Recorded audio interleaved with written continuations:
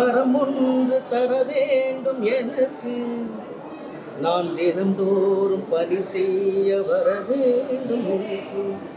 நீ சூடும் மாலைக்கு பூவாக வேண்டும், உன் அபிஷேக தேனாக நான் மாற வேண்டும்.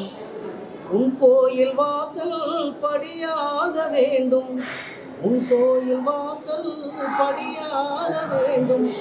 பக்தர்கள் படியேறி படியேறி நான் தேய வேண்டும்.